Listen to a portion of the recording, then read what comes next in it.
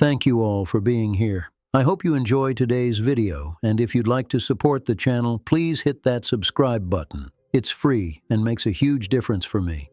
Rob Reiner's final interview hit harder than anyone expected because it felt less like publicity and more like a life reckoning. Born Robert Norman Reiner on March 6, 1947 in the Bronx, he grew up in a home where comedy and craft weren't hobbies but oxygen. His father, Carl Reiner, helped define television's golden era with Your Show of Shows and The Dick Van Dyke Show. His mother, Estelle, was an actress and singer whose timing could slice a joke into a jewel. In that apartment, the rules were simple: listen, shape, collaborate. By the time Rob reached UCLA Film School, the pull toward storytelling had already set like concrete. He would act, he would direct, he would above all learn to hear the human note inside the noise. His first fame came as an argument America had with itself. On All in the Family, he played Michael "Meathead" Stivetts, a smart, emotional idealist sparring nightly with Archie Bunker. The role could have been a caricature. Reiner made it human, letting the laughs come from conviction rather than mockery.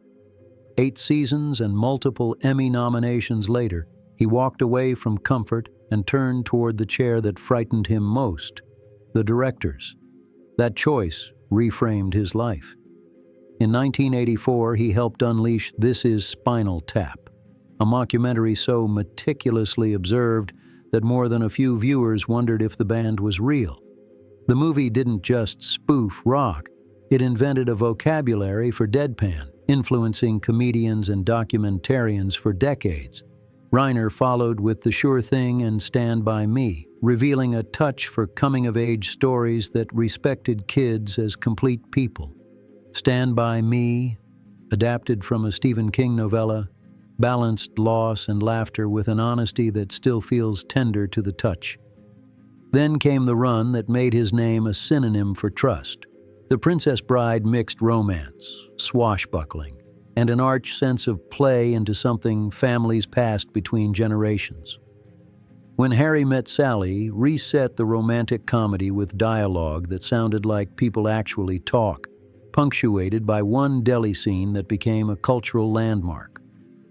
Misery proved he could hold an audience in a clenched fist, guiding Kathy Bates to one of the great unsettling performances. A Few Good Men turned courtroom rhetoric into a pressure cooker and left a line echoing across decades. Across those films, the common denominator wasn't genre, it was empathy. Reiner listened to the script, to the actors, to where the rhythm clicked, then stripped away the extra so truth could carry the scene. He never hid from controversy outside the frame.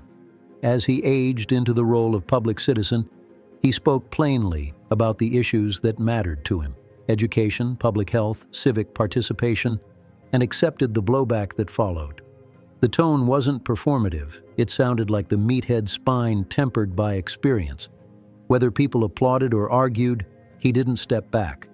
That willingness to stand where he stood mirrored the creative risk that first pushed him behind the camera. If you believe in something, show up and carry it. The private life carried its own chapters of risk and repair. In 1971, he married Penny Marshall, a force of nature who would become an accomplished director herself. Reiner adopted her daughter, Tracy, and the house they built for a decade hummed with work and warmth before the marriage ended in 1981. Then, while making When Harry Met Sally, he met photographer Michelle Singer, and something shifted. Their conversation bled into his storytelling. The movie's ending changed, not because the studio asked for tidy romance, but because Rob's life had found an answer that made sense to him. He and Michelle married in 1989 and raised 3 children: Jake, Nick, and Romy, in a home where creative play sat beside structure. Out of that home came another pledge. In 1997, they launched the I Am Your Child Foundation to champion early childhood development, eventually expanding into Parents Action for Children, which paired parent education with policy advocacy. It was Reiner's habit made formal. Stories are change engines if you aim them with care. When the conversation that would be his last interview began, he wasn't nostalgic so much as clear. He told old all-in-the-family stories with a grin, the way a veteran remembers a good locker room, then pivoted to the point. Stories move people or they're just noise. He said it softly, like a principle he'd lived rather than a slogan. Laughs matter, tears matter, but what counts is the bridge a film builds between one person's inner life and another's. He acknowledged the career highlights, the mockumentary that keeps being quoted, the fairy tale that refuses to age, the romantic comedy that taught a generation how to listen, the thriller that made ankles terrifying, the courtroom drama that asked whether obedience excuses anything, and then let the camera in on what audiences rarely see. There had been heartbreak. There had been projects that didn't land, ideas that got bent to fit a market, nights he stared at the ceiling wondering if he'd protected the spirit of a story. The candor humbled the room. He spoke about family with a catch in his voice that didn't ask for pity. He praised Tracy's grit and grace. He talked about learning more from mistakes than victories, about apologies that took too long to form, about the way children grow you if you let them. "Without my people," he said, "the rest is hollow." No one in the room wrote that line down because it felt impossible to forget. He returned to craft, insisting that sets should be built for feeling rather than flash. "If you don't capture the true human moment," he said, "all the money in the world is just varnish." He admitted the grind of guarding meaning in a business organized around opening weekend math. The job, as he framed it, is to make work that can survive its release date. Late in the interview, he addressed what most of us spend our days dodging: time. "We all have an expiration date, whether we acknowledge it or not," he said, almost conversational, as if naming it could make the fear behave. "What matters is what we give while we can, the love, the stories, the courage to do the right thing when it's not rewarded. I hope I've done enough." He didn't linger on legacy as trophies. He measured it in handoffs, the way a good story gives someone else permission to try. Journalists who arrived ready to ask about favorite scenes and casting choices found themselves blinking back tears. It wasn't theater, it was perspective. He didn't veil his beginnings in faith and doubt. The house he grew up in was culturally Jewish, but not devout, more reflective of a post-war social circle than a religious mandate. He had a bar mitzvah because that's what families like his did. The deeper questions had to be earned. Rob Reiner spoke publicly about how the Holocaust complicated belief and how the world's suffering forces an honest person to interrogate certainty. That skepticism, curiosity without cruelty, filtered into Rob's outlook. On Real Time with Bill Maher in 2012, he said plainly he had no religious affiliation and aligned with an atheistic worldview. Then, in the same breath, admitted how drawn he was to Buddhist ideas of mindfulness and compassion. It wasn't contradiction, it was a refusal to stop asking. He cared less about doctrine than about how people treat each other and how art might help. The later years brought the kind of attention that can curdle. Headlines jostled between celebration and outrage. Social media turned every position into a referendum. Through it, he kept working, kept arguing, kept pointing his voice where he thought it mattered. The final interview reframed that noise. He wasn't chasing vindication, and he wasn't selling a goodbye. He was leaving a set of notes for anyone who loves this messy, magnificent business of telling stories. Make honest rooms. Respect collaborators. Guard the feeling that makes a scene breathe. And be brave enough to say what you think without pretending certainty equals truth.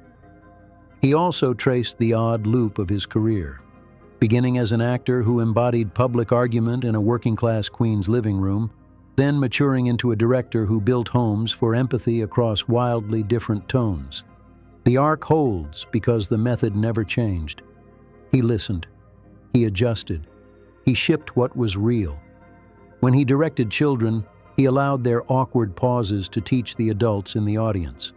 When he handled romance, he refused to sneer. When he staged terror, He made sure the fear came from the heart's betrayals rather than cheap shocks. When he put soldiers and lawyers in front of us, he made their choices feel like our own. Nothing in the interview asked for sainthood. He admitted places where his temper got in the way, where activism made him less patient than he wanted to be, where a joke blunted someone else's pain. He insisted the answer isn't silence, it's better listening. Integrity, in his definition, is a habit of small choices: who you hire, how you schedule, when you cut, when you let an actor find the moment without you crowding it. He smiled at the idea that the best scenes he ever captured belonged mostly to the performers. Directing, he said, is giving people enough safety to walk into danger. After the cameras shut down, the room stayed quiet. People scrolled their notes but didn't move. He had closed with something simple: tell the stories you need to tell. Love fiercely, laugh often. Remember that small gestures change the world. And the words hung there, heavy and strangely light, like a benediction from someone who doesn't believe in benedictions. You could feel how the advice connected back through the films. A boy by the tracks, a farmhand fencing with wit, two friends at a diner testing the line between honesty and comfort, a writer in a winter prison bargaining with mercy, a lieutenant asking for the truth and knowing it will hurt when it arrives. The thread is compassion, the craft is restraint. In the days after, attention swelled into the kind of headlines that simplify a life to 2 or 3 points. What resisted simplification was the imprint.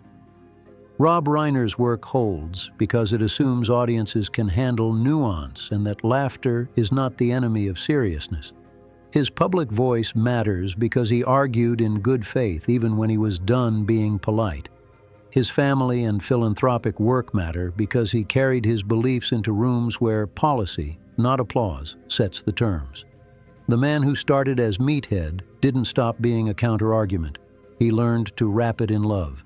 He never pretended certainty, not about God, not about politics, not about art. What he offered instead was rigor.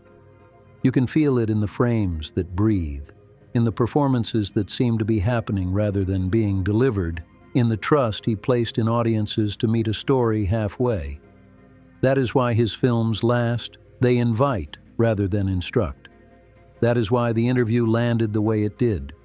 He modeled how to leave a mark without demanding worship. If you measure a career by what remains when the spotlight moves, his ledger is solid. Laughter with a spine, empathy with teeth. A public square made a little kinder by someone willing to keep showing up. He didn't ask to be remembered as perfect. He asked to be remembered as present. And maybe that is the cleanest definition of legacy there is. The love you put into the work, the people you lifted while making it, the courage you showed when no one was keeping score. Drop your thoughts in the comments below. Hit that like button if you felt something real, and don't forget to subscribe for more stories.